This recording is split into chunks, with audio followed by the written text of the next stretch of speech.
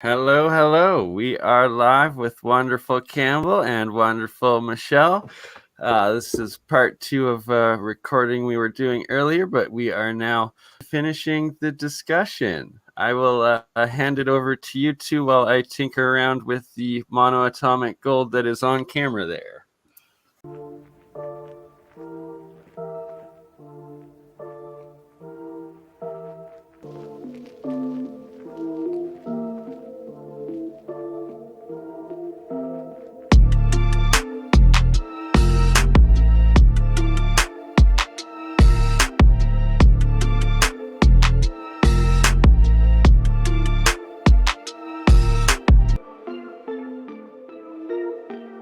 Hello, everyone. I think you've got some stuff prepared for us, Michelle, so I think we just throw it over to you.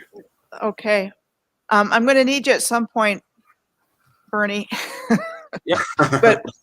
but we'll touch base on that when we get to that point. I'm gonna go ahead and share the screen. Yeah. And I want to go through some information from my last blog post, and I turn all of my blog posts into videos, and that's where it comes from. And so everything I've done is in writing before I actually turn it into a video, which is actually quite helpful. And writing's where my everyone in chat, we can see. Oh my goodness! Wow, what did I do? Oh we man, are in the Matrix. Woo, what did I do? What did I just do? Okay. So how am I? Is that picture clear? Yep. Yes, it is. Okay. So a viewer kindly pointed me in the direction of something called Sanitary fairs, and she sent me a message, and she had been poking around medical journals, and she came across Sanitary fairs. And it turned out to be a gold mine of information. So the United States Sanitary Commission was based on the British Sanitary Commission, which is where Florence Nightingale came from. And it was established in the 1850s during the Crimean War. And the soldiers over there were in these horrible conditions, and Florence Nightingale and her volunteer nurses went over and saved the day, and come down to us through history, and she's considered the founder of modern nursing. And when you look at everything with new eyes and you come across information like she was born into a very wealthy family with elite connections, it means something very different now to me than it would have even a few years ago. So she was a very well-connected elite lady. And after she came back from the Crimean War, she was Queen Victoria took her under her wing. So I thought it was interesting stumbling across that right away when I started looking into sanitary fairs, thanks to Caroline in California. So I was looking in Wikipedia, and I found Henry Whitney Bellows, who was the only president of the United States Sanitary Commission, and he was also an American Unitarian clergyman. So I was looking in his biography information. I found out he was a pastor of the First Congregational Unitarian Church in New York City at the time of the American Civil War. And this is what the church looked like. So, this is how the research really gets going. It was also called the Church of the Holy Zebra, I guess for obvious reasons, but an interesting name for a church. And it was said to have been built between 1853 and 1855 and in use only until 1929. And they moved to a different building. And this particular building was destroyed by fire in 1931. So only 2 years later, which was the fate of a lot of these buildings. There were 4 organs inside the church, and you see it called the Church of the Holy Zebra here. 4 organs, and we talked about organs before. I think they were part of this this whole energy frequency resonating and generating system that was part of the larger integrated system. And, they were hell-bent to destroy all of this original infrastructure. I think more were destroyed than survived, even though some did survive. Many more were destroyed. So here's where it really gets interesting. When people ask, did the Civil War really happen? Did the Revolutionary War really happen? These early wars. And I think there's good reason to question that, because you have the example of the United States Sanitary Commission, and this Henry Whitney Bellows, he was an organizer also of a social club, along with Frederick Law Olmsted, George Templeton Strong, and Wolcott Gibbs, and these names keep coming up. It was an exclusive men's club in Manhattan, and this is where a lot of decision-making took place around the war, especially the United States Sanitary Commission, but perhaps others. So this was said to have been built between 1879 and 1881. It looked like that on the inside. And we don't question these things, right? Why would they lie to us? It closed its doors on January 24th of 1931, and just around a year later, it was also destroyed by fire. So these beautiful buildings are just going up in flames. Bricks burn And then well. they must. There we go. And then this was another private club, the Century Association building. And it served as the headquarters of the United States Sanitary Commission for a while. It was one of them. There was another one in DC. And all kinds of famous people were members of it. And, they were also architects that were supposed to have been building all these places. Leaders, presidents, Supreme Court justices, Rockefellers, Roosevelts, Vanderbilts, Astor families. They were members of this private club. So these private clubs are showing up. And you hear, George Carlin say, it's a big club and you ain't in it. I think it must have come from places like that. Exactly. So I talk a little bit about Olmsted's career as a journalist before he became a famous landscape architect, which is what he's known for. But he was big in this whole process, and there were several others that were as well. Got a lot of people writing about what was going on at the time, diaries about what was going on at the time. And I think this is where our new narrative came from, these firsthand accounts of people as they saw what was going on. And this is the information that we get about what things were like at the time. This was the United States Treasury building in June of 1861, where the United States Sanitary Commission set up its main headquarters. So again, you have this Greco-Roman architecture that's supposed to have been built, by the time of the Civil War. And the Sanitary Commission was receiving all of these reports that, along with the U.S. War Department, about the conditions in the camps. And so I'm just going to scroll through this because there's a few points that I want to make. This is one of their camps that the Sanitary Commission set up where it looks mud flooded. And you get the street here. Definitely. So what were they doing? Were they trying to change the type of medicine that was given, do you think? Or they were like supposed thing? What we're told is that they were supposed to be improving the conditions for the soldiers that were wounded primarily.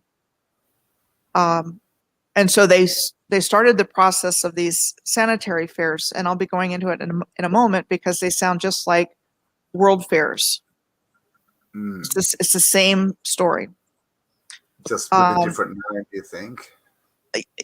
Different. It was earlier in the time frame, so it would have been 1861 to 1865, and the first World's Fair was in 1851, the big one, which was the Crystal Palace one. So that was in 1851. There might have been two or three more in that decade, and then we have this happening. This is the pension building in Washington, D.C. You know, if you get this, idea of the size of the people versus the building with the columns. And it was said to have been built in 1887 for military pensions. How do they explain those columns? They're massive. They don't. Of course. They don't explain them at all.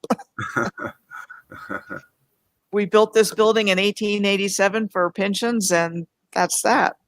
And it's a museum now. It's called the National Building Museum. Dorothea Dix is a famous name. And she was the superintendent of Army nurses during the Civil War.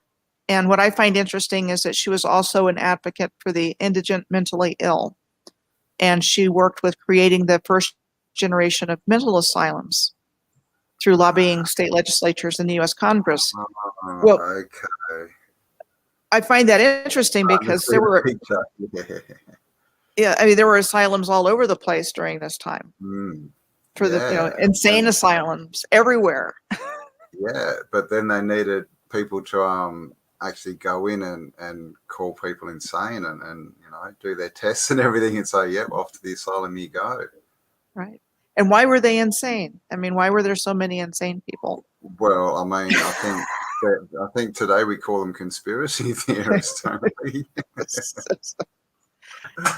That and I think conditions were so bad, so very bad that people were just losing it. They were losing it, and the controllers needed someplace to put all of these people. I think they were like human warehouses or something like that. Yeah, it would have been bad food and water and all that kind of stuff. Yeah, that kind of thing. So the whole idea of the sanitary fairs was supposedly to be as a local fundraising event to benefit the Sanitary Commission so they could provide all this help for the soldiers, bandages and supplies and things like that. So the interest, exactly. They built those buildings and expected to have money left over. That's not really what you do if you're raising funds, is it? You don't go and build these humongous buildings. It's crazy. I mean, in the middle of a war, supposedly all this stuff was going on, and raising money. So who was building it? All the men were supposedly fighting all the able men, right? Exactly.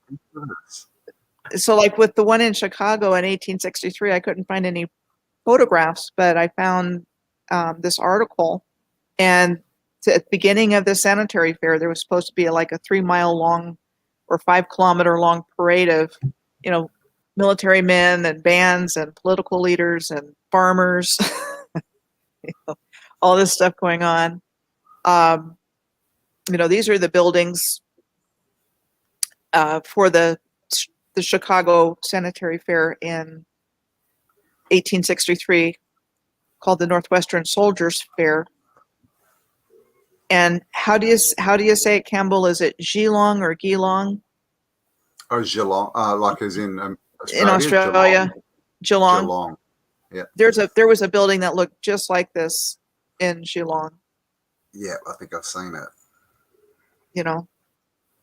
So they've got all this stuff going on, and then I contrasted it with the battles that were said to have been taking place during the same time as the fair, with all the examples I gave.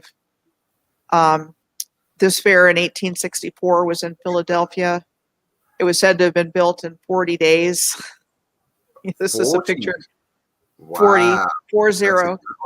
Wow. So this is the picture they have to show it being, said it was being built, but when you really look at it, it's like, I don't know.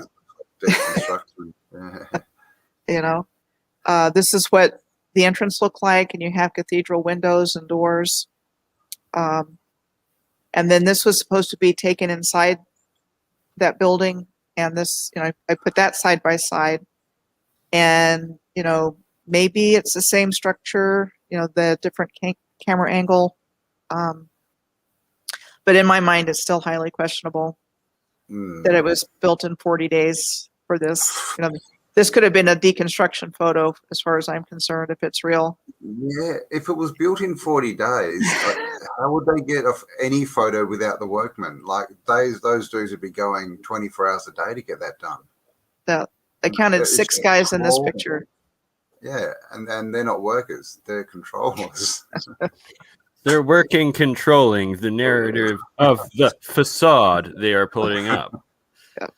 So, you've got everybody in this picture looking towards the camera. This is what it was supposed to look like after it was built. This is a cathedral that was standing at the time it was built. So that would have been, before 1864. Nice and it's still standing. And then, so it was said to have raised $1 million in back then value. In its 3-week run, it had arms and trophies, children's clothing, homemade fancy articles, all that good stuff, a horticulture exhibit. And during the same time of that fair, these battles were going on.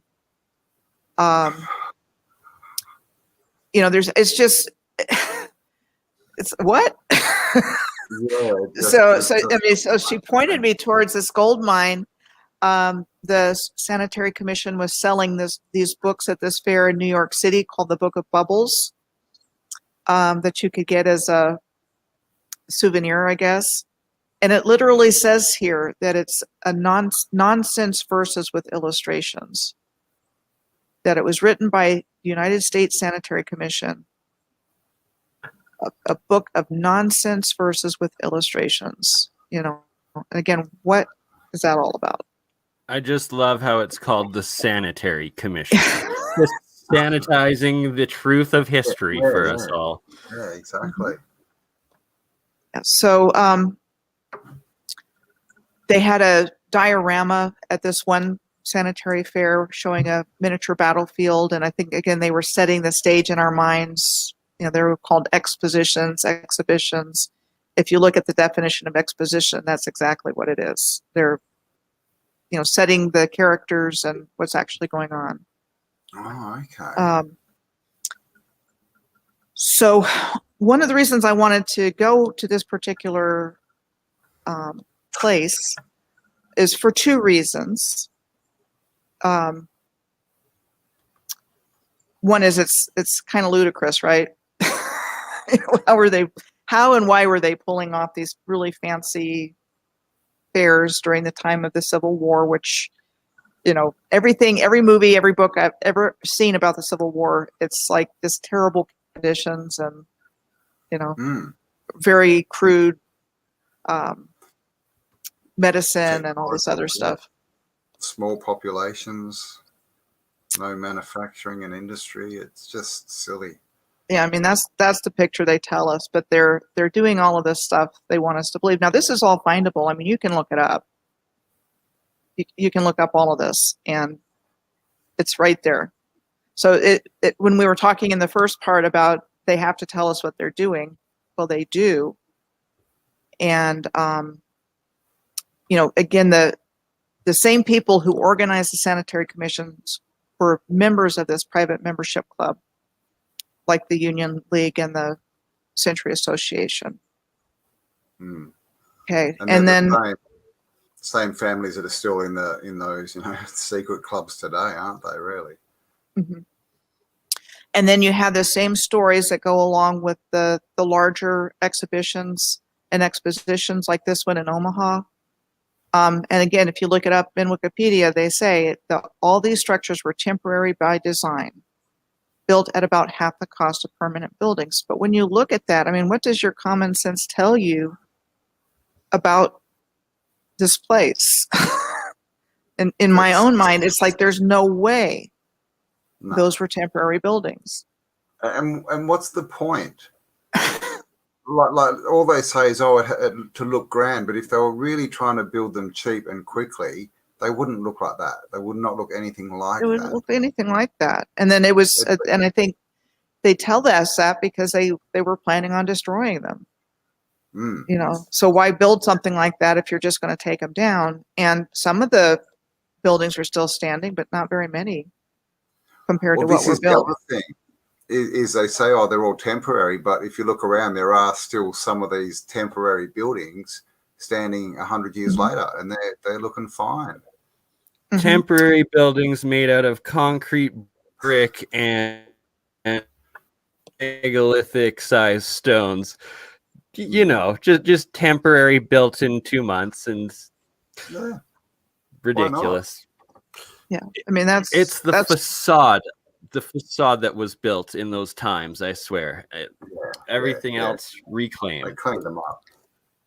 And what I find interesting is, you know, this is, I think, since so many people are catching on to this, there's photos that are showing up of these places under construction, and I really think that that's just disinformation that's being seeded in to confuse people about what was really going on, because anything could be photoshopped.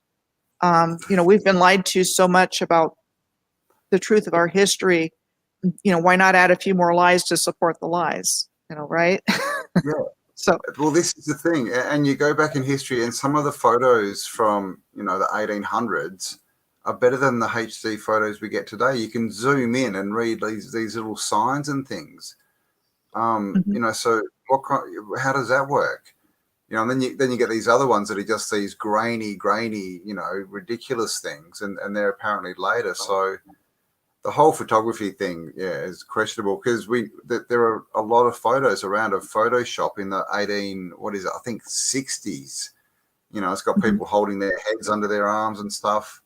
Doesn't look you know, it just looks like the Photoshop we do today. So I think, it's more about putting the whole picture together and going, hang on, does this really make sense? Rather than sort of getting in and going, well, you know, here's a construction photo, so that narrative falls apart, because it's all a movie. I mean, and so many of these beautiful places were just destroyed. White City in London, you know, same idea. It's, you know, so they just don't, exactly, you know, so they just don't want us to know about this.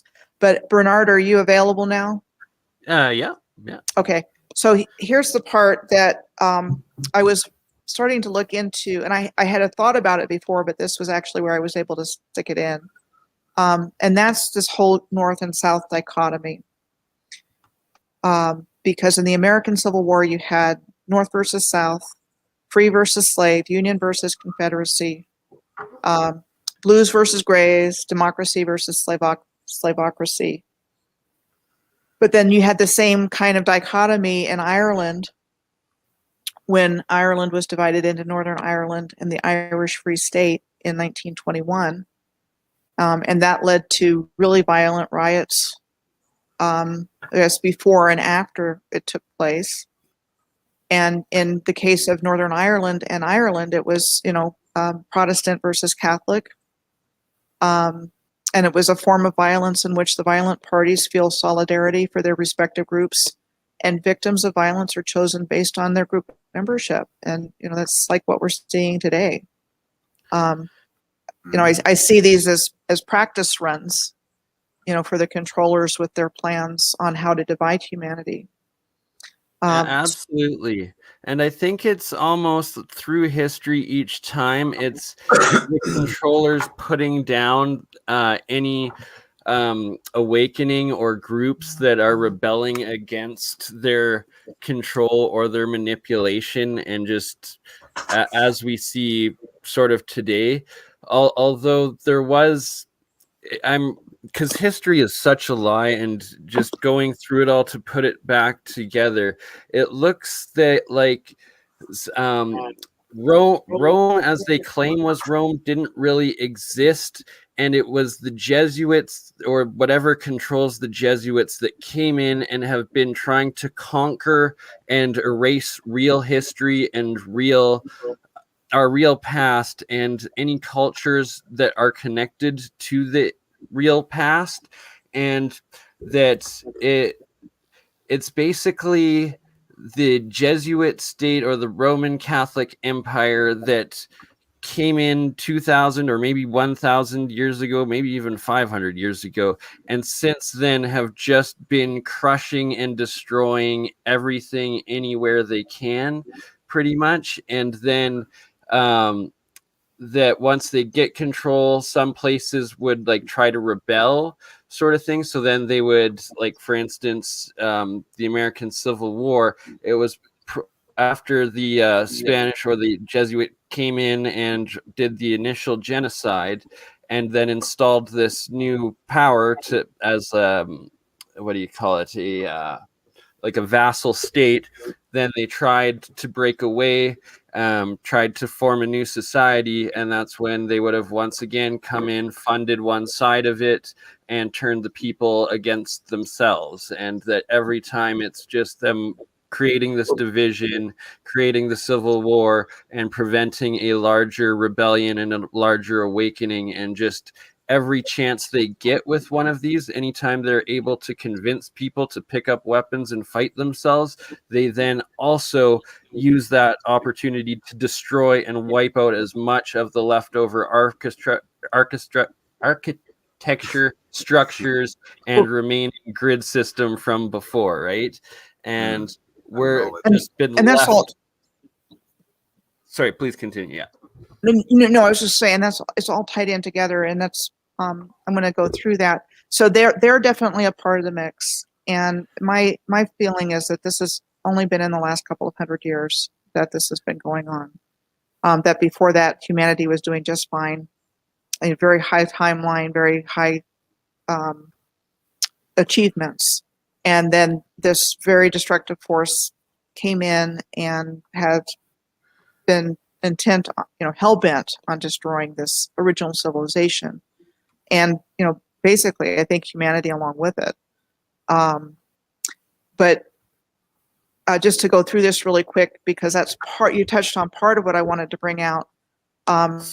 Sorry, because I just want to interject. I left out one major part that you are correcting, and I fully believe that to be the case, that sometime between like 600 to 300, maybe even 250 years ago, there was some sort of catastrophe that wiped out or severely damaged what our society was before, whatever the previous culture was. And then whatever evil force came in and through, it seems, the Jesuit order or the Catholic Church order, from there, they wiped out what was remaining or the knowledge of what was remaining, and have been installing this new evil paradigm since then. Right. And there's some collaborators in that. I mean, I think the Freemasons are a part of it, and other secret groups, Odd Fellows, and I think absolutely. I think 100%. the royal families are involved in it. I think the bankers are involved in it. I think there's a high level collusion, but they're all working for the same team. And 100% today. And sorry, just because to tie it in with that beginning part, those first wars of like Ireland versus first there was when the king broke off from Spain and created in the UK the separate church and whatnot, and that it was, if these groups weren't collaborating with the overall structure before, they spent the first couple 100 years wiping out any resistance, and then since then every group that is in any sort of power since then is definitely part of that collaboration. Yeah. And they've basically been dividing and then letting the people of the same country, turning them against each other. So, I give the example of the Northern Ireland versus Southern Ireland, and the Catholic versus the Protestant, creating a really deadly situation. And, again, unfortunately, children were pulled right into this, and they have been involved in this the whole way through, which is very sad. The example of North and South Korea, after the surrender of Japan in 1945, the Korean peninsula was divided at the 38th parallel here, and the northern part was socialist and under the Soviets, and the southern part became capitalist under the United States. And then within a few years, you had the Korean War, and that was part of the Cold War. and North Korea is supported by China and the Soviet Union, and South Korea by the UN, principally the United States.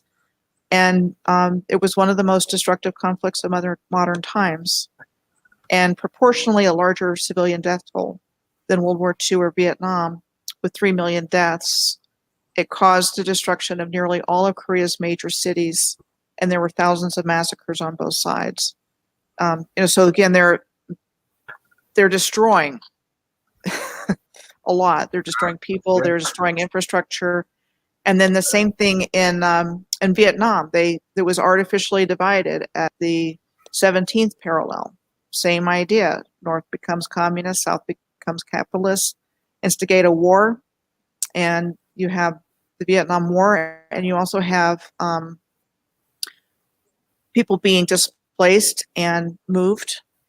So people left North Vietnam to go to South Vietnam. They were assisted by the United States Navy, refugees in their own country. And some moved from south to north, but not as many. And then you have the war starting, and there's people that question whether the Gulf of Tonkin incident that was said to have been the reason the U.S. got into the war, if it actually even happened. So that's out there. But it was what brought about the Gulf of Tonkin resolution and got America into it. And the Gulf of Konkin, was that the ship that Jim Morrison's dad was the captain of? Yeah, I believe so. Yeah. So the reason I was wanted to bring something forward that goes back to the whole battery analogy is, why are they dividing these countries into North and South? And the terms North and South are applied to the poles of magnets. A magnet being any object that produces its own magnetic field that interacts with other magnetic fields, and you have a magnet's north pole and a south pole end. And if you put two like ends together, it repels. And if you put a north end with a south end, it attracts. And so we're electrical beings. And so I'm wondering if these dichotomies were created in order to generate this, electromagnetic battery kind of situation where human beings become the vehicle for energy, for this destruction, this energy. And they do that a lot. I mean, it happened a lot in Africa. They're supposed to be independent. They're just getting their independence, and end up in civil wars for 20, 30 years. Happens a lot. And so that's kind of what I think is going on with that. Have you marked out, like on a map, an Earth map, where these different countries that have been split are? Are they on points? Do we know? I think so. I mean, like, especially with Vietnam and South Vietnam and Korea, they were divided exactly at a parallel. Yeah. So you have the 17th parallel here, roughly north and south. That's a very, very good point. And I love that you're tying it in with the polarization, like the magnetic forces of dividing the people upon each other. Sorry to interject. Yeah, it's just mind-blowing. I'm just thinking the whole gate thing at at border crossings, like North Korea and that, with all these people, and you have to speak to the person in charge to get your permission to go through the gate. It's almost like little electrons going through, it's literally an artificial division that was placed by the big powers. So the division of Korea took place around the time of the Potsdam Conference, when the leaders of the United States, Russia, and England were meeting. And that was the third Big Three conference of World War II. But they were making all these big decisions, arbitrarily. And that happened, I don't have all the examples that I've found of that, but that happened all over the world, where they would just draw a line. Yeah. And that happened in Afghanistan and Pakistan. I think it was called the Durand Line sometime in the 19th century. And they were the same people, and they were divided. And I mean, there's still a lot of, conflict and persecution there to this day, because Pakistan, so it's a shared border with Pakistan, Afghanistan, and that whole area. And there's a people called the Pashtun.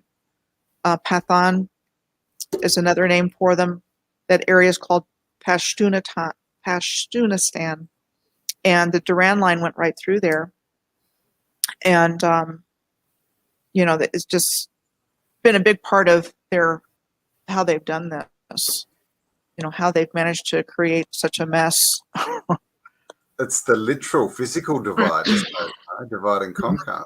That's right, exactly. Yeah. And in both cases, with North Korea with Korea and with Vietnam, they had different political systems, different economic systems. Prosperous South Korea and militant North Korea.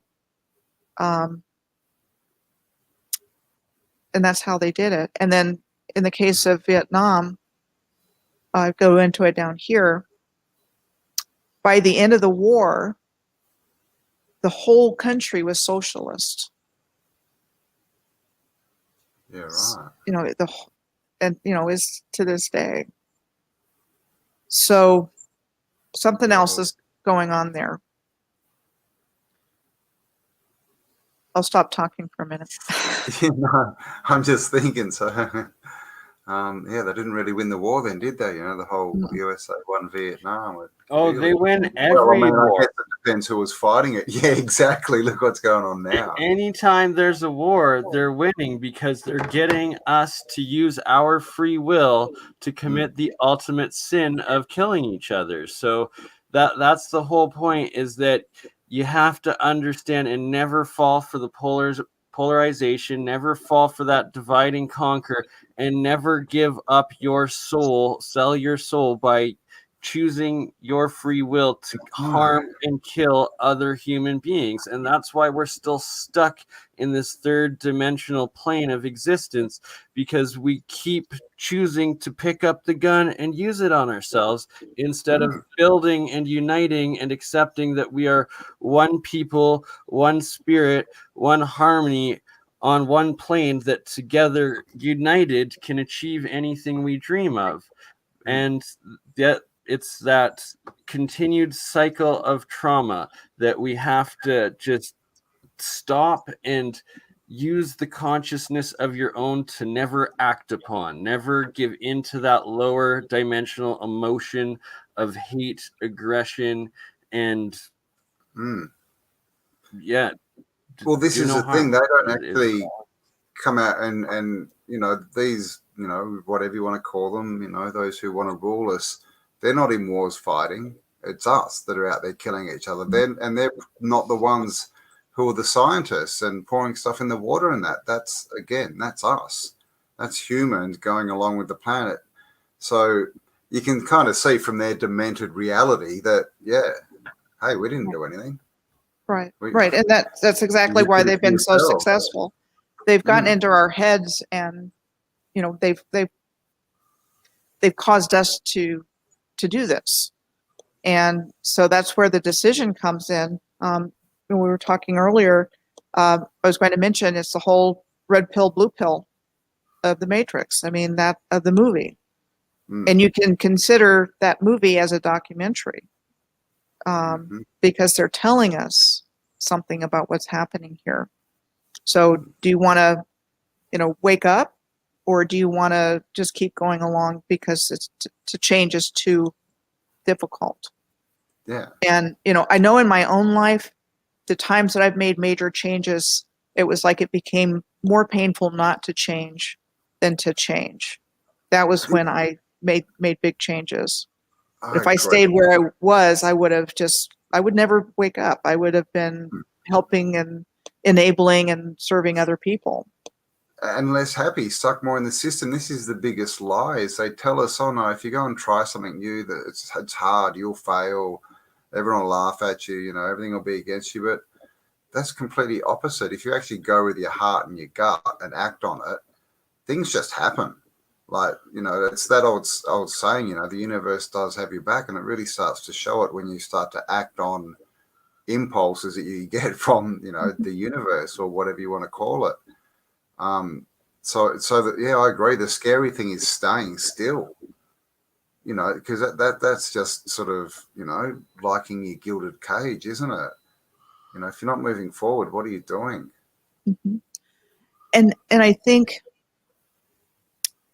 you said something about the scary thing is standing still. I think we're all being challenged to trust right now. We're all being challenged to trust that good will overcome evil. And so I think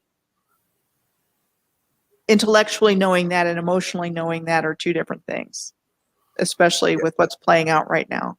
So I do choose to believe that good will prevail. And we just have to be patient, and like we're talking about, we have to be very aware and conscious of the choices that we make.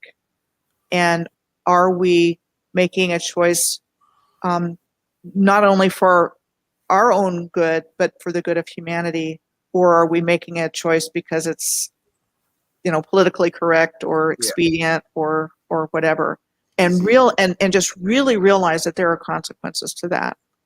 Well, major consequences. All these people doing this stuff, I saw this video, and someone was talking to the police, and they sort of let it slip, oh, we're just doing what we're told, and all this kind of stuff. And I just thought, do you guys really think this is all there is? Like, have you even considered the consequences, in the bigger picture after you die? What do you think? What kind of karma do you think you're building? And they obviously don't even think about this. They're going, it's exactly what happened in World War II. And I just think, how do they not see it? How do they see? I mean, I guess they're so programmed that they believe all there is this physical existence, and then they die, and there's nothing. But I mean, if you believe that, wouldn't you want to be a good guy and have fun while you're here? It just doesn't make sense to me. And that's what our existence is supposed to be. We're supposed to have fun. We're supposed to have abundance. We're supposed to have joy. And these parasitic creatures just came in and, kind of created a hell here. And so, the fact that as many people have woken up as have is very encouraging. And, I just see more and more people waking up to this. It's going to be an exponential curve. This is the thing. It might look slow at the moment, but we all know what an exponential curve looks like. You hit a point and it just goes zoom, almost to 90 degrees. So, this is happening. And one thing too, just to mention is, with all this information, there's all these people, Alan Jones and all this, and yeah, they might be getting truth out, but just be careful you're not focusing on just the negatives, because these kind of people, could very well be part of the the plan, and they're out there to say, yeah, here's the information, but be scared of it, live in fear.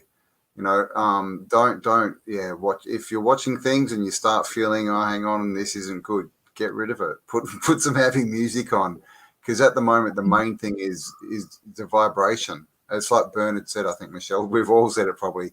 They're trying to pull us down into a negative vibration. So we really have to stay away from anything that's going to, assist that, and just, look for the high vibration stuff.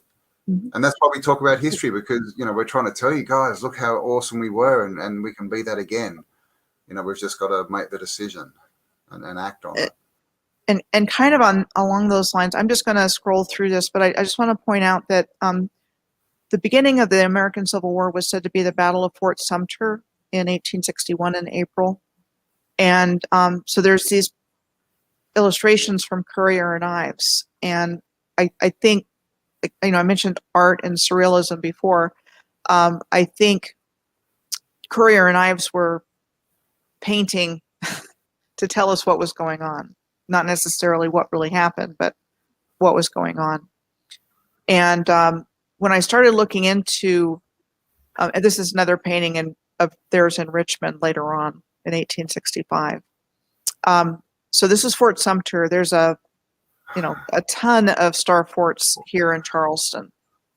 And so I started looking at each one individually and the story that went with it, and that kind of thing. But there was like at least 9, and I found at least one more that wasn't on here.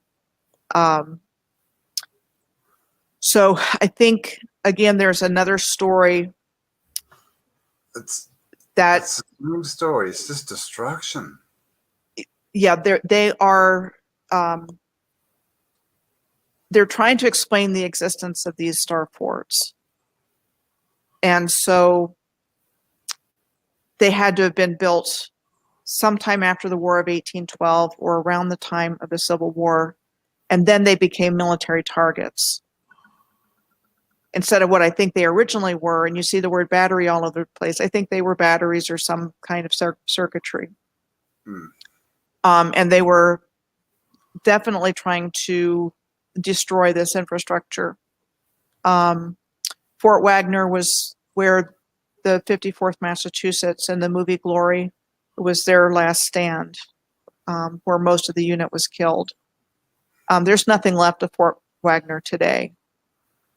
It's gone. Used to be a star fort, and what we're told is Fort Wagner lost to the sea since the late 1800s. What does that mean? Must have been global warming. So there's all this old infrastructure. This kind of looks mud flooded to me. Looks like it's a pretty short doorway, isn't it? Short, yeah. It's like out of proportion. Yeah.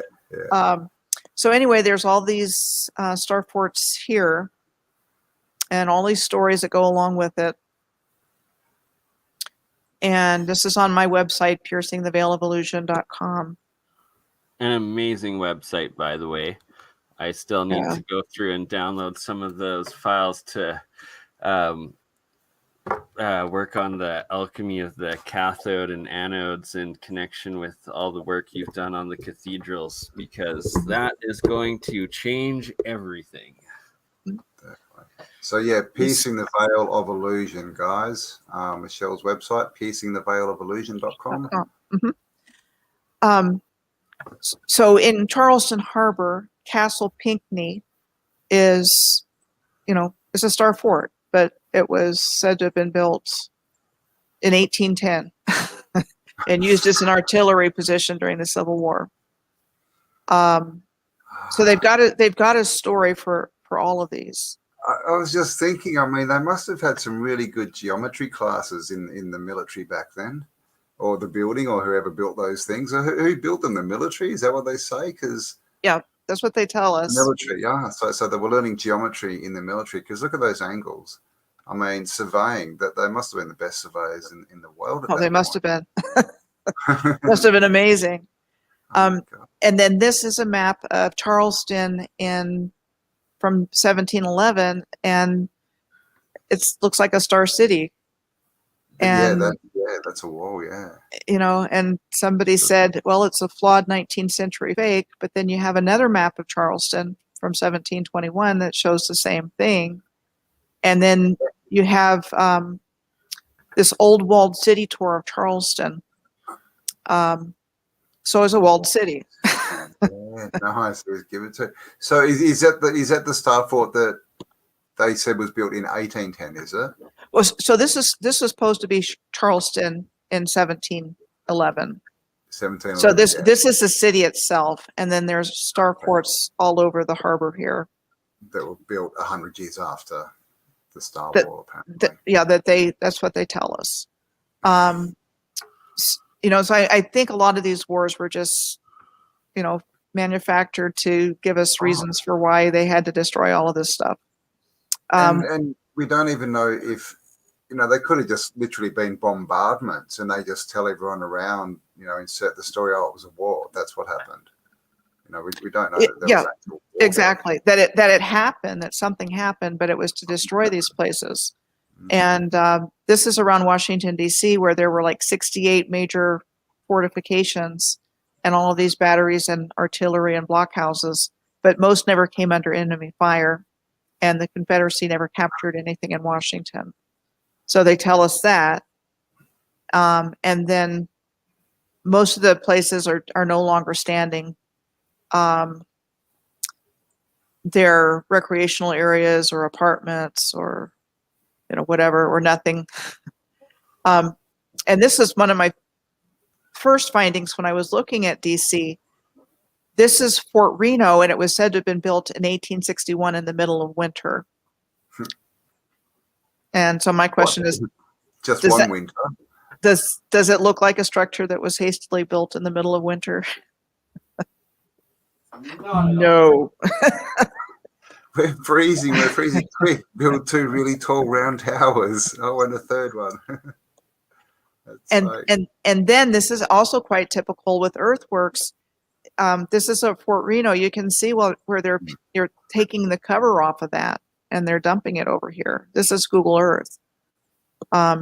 So I think there's some kind of energy technology that they're after when they do that. Okay. And then you have all these pairs of star forts along the Gulf Coast. And, the example of Fort St. Philip and Fort Jackson in Louisiana, said to have been built, or Fort Jackson was said to have been built between 1822 and 1832. It was damaged by Union mortar and gunboats in 1862. It's a historic landmark and museum today. You see the points there. Yeah, and then at the same time, Fort St. Philip was said to have been attacked during the Civil War. It's just across the river from Fort Jackson. They're right next to each other. And this one is privately owned. And then you have these other forts that, as you go along, this is in Louisiana. You see canals.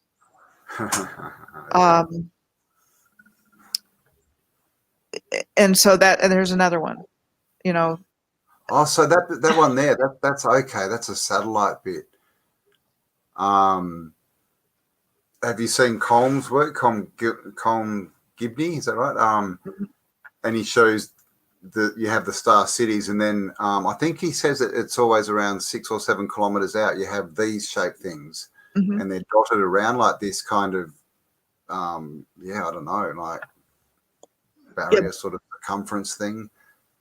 Yeah, so these it's two. all part of an integrated system. Yeah. Yeah, this is very similar. Fort Pike and Fort Macomb look very similar, and they're right across from each other.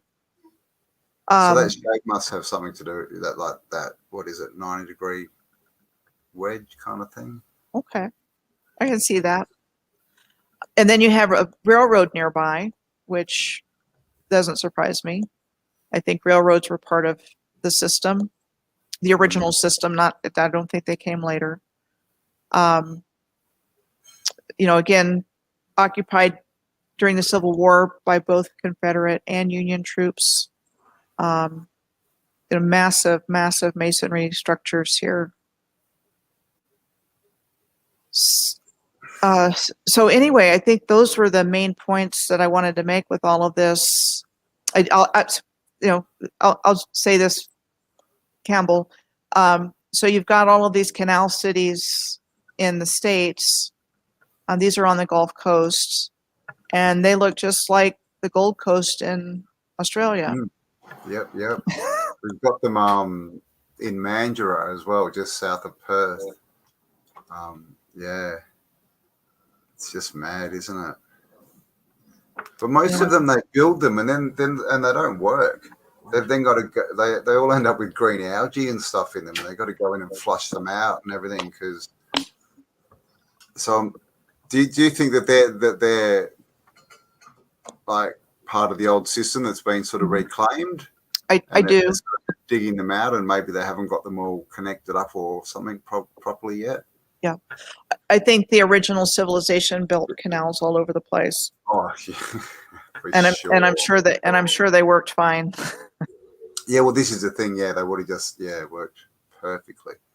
Oh wow, look at that one. And so this one is Fort Massachusetts near Gulfport, Mississippi. And when I found this fort in the Channel Islands, that looked a lot like that one. Yeah, they are some sort of power machine for sure. It looks like a lock or something, that bottom right fort, doesn't it? Yeah, beautiful.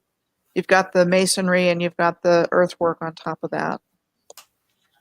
And so that's proof too. I mean, we see a lot of these forts, and they've all been, they've got the facade on them, and they look like stone, like big stone things, but clearly they didn't get to them all. And when you look under, they're all red brick. Mm-hmm. And this fort is on Alderney in the Channel Islands. And you have the same kind of stories going on over across the pond, where they were built for defense in the 1850s, especially the ones in the Channel Islands and the Isle of Wight, the Palmerston forts. The same idea. They were all built during the same time period as a defense against invasion. Is their best explanation. See, to me, building a fort on an island in the water, anywhere in the water, is the most ridiculous thing you could ever do. Because, hello, ships can sail around it, just out of your reach. It's a stupid story. Yeah. It's just ridiculous. It's just dumb.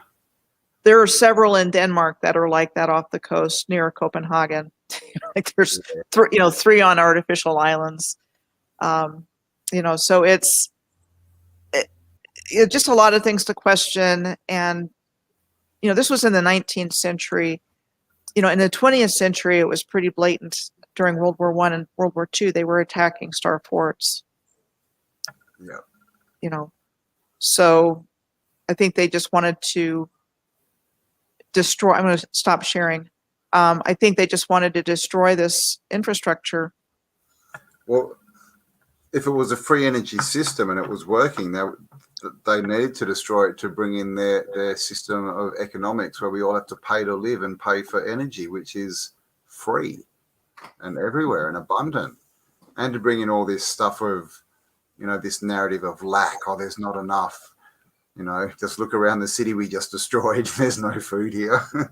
It's this whole ridiculous narrative of it's an unsafe world. There's not enough for you. It's scary. Everyone's out to get you. And clearly the old civilization was completely the opposite to that. It was all about empowerment, like literally, empowerment for the earth and for the people. Mm-hmm. And they're profiting from the original energy system. I mean, I'm fully convinced that Yeah. I have seen some. I saw a video and it showed an old building, like an old world building out in the middle of nowhere, and it had electric lines connected to the building. But then they went out and they just stopped. They weren't connected to anything, and this building had energy. It had had electricity, and it kind of looked like it was connected. But when on Google Earth, you could see that these lines just stopped. Yeah.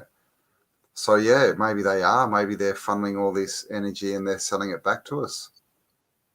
And that's why they build these crappy houses that don't create energy. And I know I'm extremely suspicious of wind turbines. Of winter? Wind turbines. Oh, wind. Like all throughout Denmark and whatnot, Holland and stuff, but you look at the pictures, they were across America too, everywhere. Mm-hmm. And it's in like Australia, they were powering also the same hydro generators. Like there's just no way that they were not using these as motors. And like our one episode, Cambell, where we went over some of Da Vinci's stuff, it's like his drawings look more like blueprints for magnetic motors than anything else, right? And it's like come on, people. Like, we are smart enough to figure this out now. Look through the ancient texts and you will see that it is way more advanced technology and designs and everything that wake yourselves up. Like, there's a better reality. We used to live it and we can live it again. You know, it's there. It's within our grasps. Like the base of every windmill is an octagon. So clearly they were made to fit a piece of machinery in them.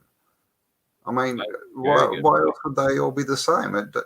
You know, of course, I mean, I've actually got pictures and it shows, like a bandstand kind of thing, you know, with pipes going down under the ground and these screws that pump water up and all this stuff going on. And, you know, they're out there, but yeah, so we're not supposed to know. I mean, imagine what's going on underground with all the plumbing systems, because that's another thing. People look at the World's Fair and they go, oh, well, yeah, just, you know, they're temporary, they just built it. And it's like, well, what about the plumbing? Have you noticed all the fountains everywhere? Oh, right. What was pumping them? What, you just think that it was just natural pressure? You Fluid put it dynamics. and everything starts flowing. I mean, that's a massive system. And it's a very advanced engineering for all of the fluid dynamics on how they did everything. And it's so advanced. And it's like, if they can figure that out, they can easily figure out electricity, people. Like, it's just, it's mind-blowing and perplexing on how we as a society can believe one thing yet be so cognitively dissonant to others. And it's like, it's all there in plain sight, and it's just whether you choose to look at it with clear glasses or through blinders of the system. Because they have a story for everything. They have a written explanation. They have, you know, people assigned, architects, all the people that were said to have built it. That they have blueprints. They have every bit of written documentation you could want to say, we did this. And this is the thing. There's not that much info out there when you start looking. You know, it's not like there's millions of pieces of, you know, it's not like there's millions of maps. Or so they just have to go, oh, this is coming out. Let's quick, put a map out. Do this map. You know, it's not like they've had to put out so much stuff. They just put out stuff incrementally over time. And it's like, oh, you know, they're getting onto this. Oh, quick, put it, you know, like you mentioned about the construction photos, Michelle. Oh, quick, they're looking. Oh, doctor these photos and get them out there. Quick, construction photos.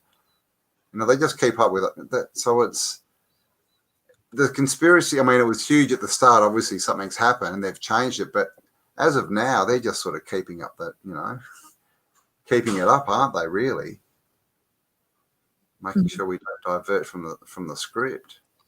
Making sure they've put the facade on everything, right? I guarantee that's what those sanitary fairs were all about, was sanitizing the past as the settlers came in to settle on the ruins of the resets.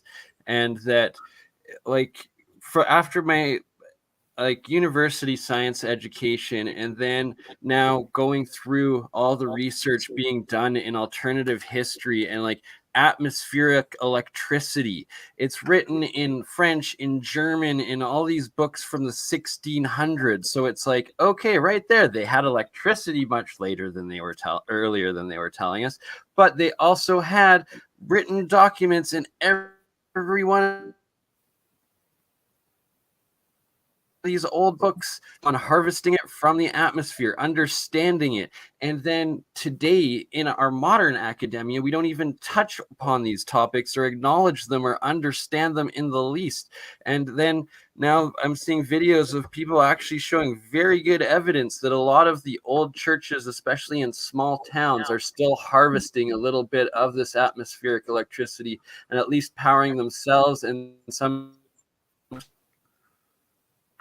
some of the houses and homes around, so that there is some secret society within some of the old establishments that still actually have this understanding, knowledge, and technology, or are learning it secretly and not telling anyone. But I think there are still some groups that do have these, and they've just kept it extremely suppressed. Which means that they're not paying for energy. They get as much as they want, pretty much, don't they? You know, it's all free. I'm going to screen share here just for a moment, because as you were talking, I was reminded of the Cathedral on the Prairie, which several people have brought to my attention. And this is in South Dakota, Hoven, South Dakota.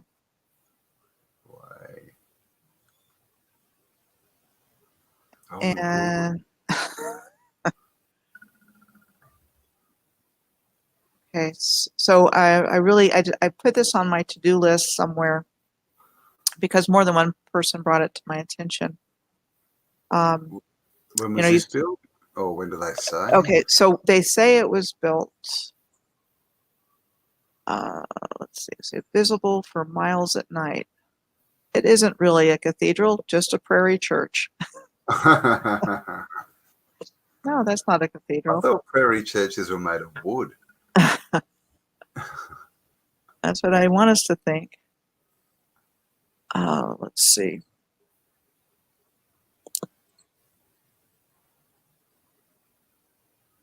Little cathedral on the prairie. Magnificent cathedral on the prairie. They don't want to tell us. They haven't written it yet. Let's see. 1883 was when the town was established. So when was the church built? Probably near Mount Rushmore. History. Do we have history?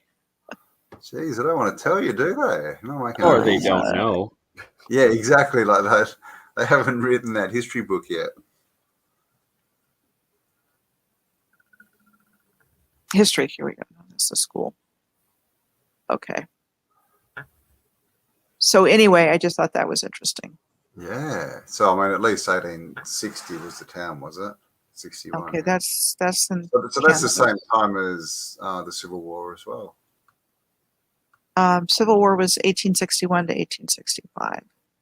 Oh, so just while all of that was going on was same time they had time to build that, right? I mean, look, and that picture there, that top one. I mean, you see cathedrals like that everywhere in pretty much every city. You can see something that looks pretty much exactly like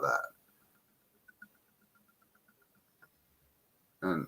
And this is the thing, right? It's just it's copycat. That they were inspired by this type of architecture and they were just simple peasants that somehow understood advanced trigonometry and engineering and building and had all of these resources despite just showing up on a horse and carriage with nothing. But hey, don't worry about it. They pulled it out of thin air.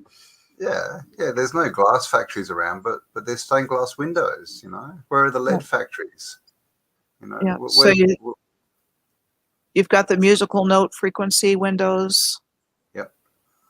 You've got the atomic waveform windows we talked about before. So these things are there. You got the organ underneath the window, or they're always underneath the main sort of round window, aren't they? Yeah. So they were serving a far different purpose than what we're told. They were definitely generating healthy frequencies and experiences for people. Just look at that ceiling. That's been designed that way for a reason, hasn't it?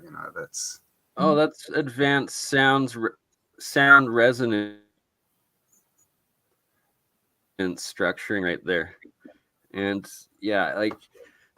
we are taught nothing of the geometry and the importance and all the sciences of geometry, sound geometry, the energy of sound geometry and magnetism, and how they all tie into one. And it's just mind-blowing, really, and frustrating, but we're figuring it out, and that's the beauty of it. And that's what's so amazing about our continued discussions and coming together and sharing of these thoughts, ideas, and knowledge.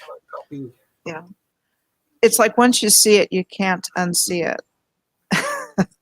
Exactly. You know, and when you reject the narrative that it was built when they told us, it starts to make even more sense. Right? It actually starts to make sense for once. You're no longer left scratching your head like, what? They built that?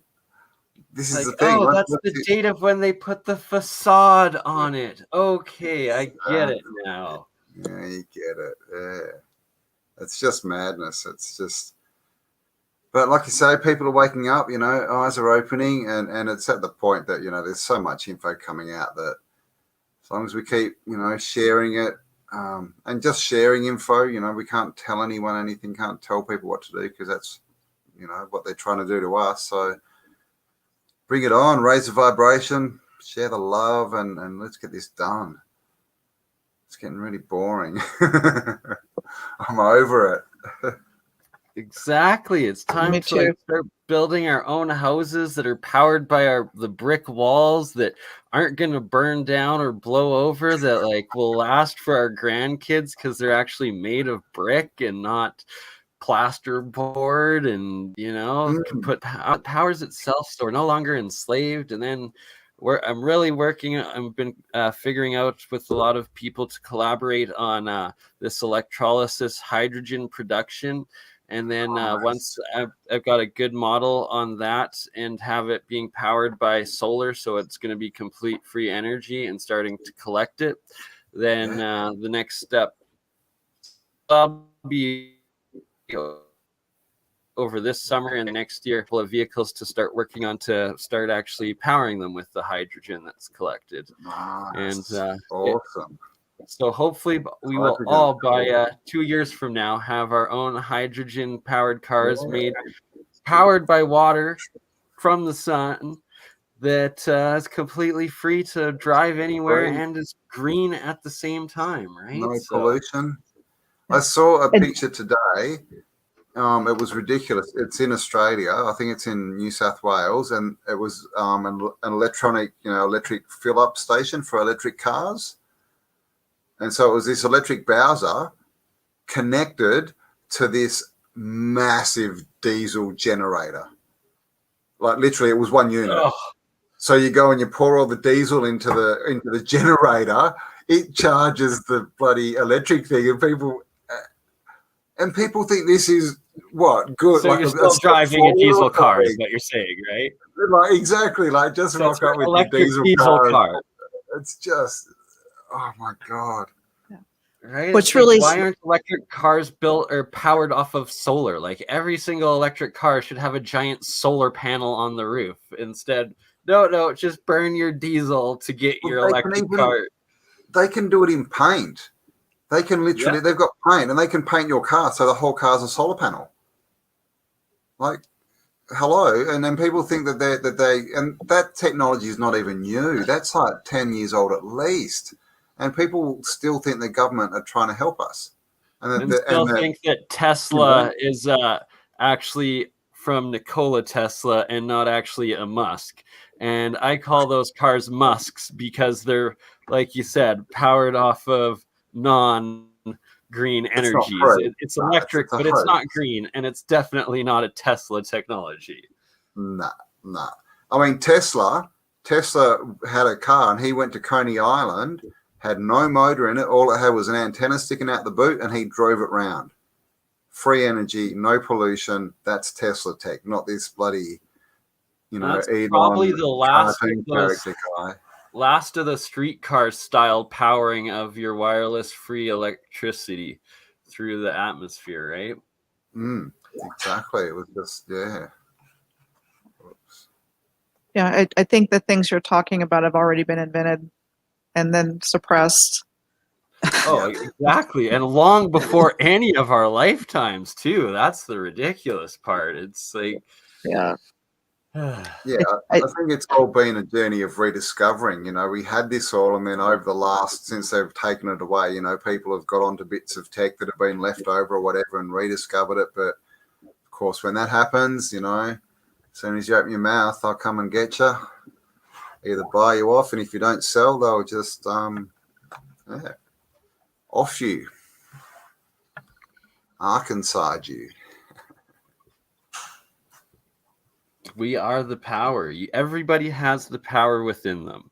Just start listening to your gut. Start listening to your inner self, and don't fall for the triggers. Don't fall for the emotional response of the controllers. Use your free will to be a free person, to live a free life, and build the free future for those around you, yourself, and your children. Exactly. Be free, breathe free. We really are in a new time. We really are. And it's here, guys. They're just trying to make us believe that we're not here. They're trying to say, no, come back to our world. Come back down here where we can control you. And again, it's a choice. We get to choose where our attention goes. And whether you want to believe it was like 2012 and the Mayan long count calendar going into a new age, or whether you want to look at the heavens and the star chart and that it's now the age of Aquarius and we've transferred into a new age, or from the scientific perspective that our solar system has actually just crossed galactic center or something. the inertial plane. Every long count calendar from ancient history to modern science is saying the same thing, that we are now into a new age. And like the Kali Yuga teaches, like we are going up into an age of advanced consciousness where if you're honest with yourself and you're honest with those around you, your consciousness is then free to connect to the collective consciousnesses and join into what will be becoming a truly new golden age. Exactly, 144,000, the Army of the Rainbow. Not that rainbow that, again, they've tried to, usurp, but the real rainbow warriors. It's all been spoken about, guys. So you can believe, what cultures, what people, what humans have told us over, as far back as we can find, or you can believe what, these clearly people that are against humans are telling you. The choice is yours. And whatever you choose will become your reality and your experience. So choose well. And the colors of the rainbow go back to the colors of the chakras and to the visible light frequencies. Right? Somebody help me out here. I know what I want to say, but I mean, each color corresponds, and that goes back to the nature of this reality that's been kept from us. Absolutely. And that's something that the more I look into Isaac Newton's work and into my alchemy work, color actually is another whole dimension that our modern academia has no understanding or teaching of at all. And there is so much more in energy and colors and how it connects to like the ethereal and spiritual realm of things, and music with color and light. And it's a whole science that has just been completely ignored for the last hundreds of years. It's very, very important. Yes. So thank you all for joining us. Thank you, everybody.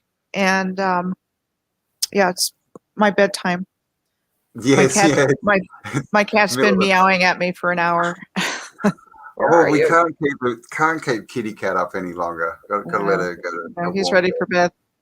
All right. Well, thank you for your time again, Michelle. Thanks, Bernie. Thanks, everyone. Love you all. You guys. Bye. Love you, Michelle.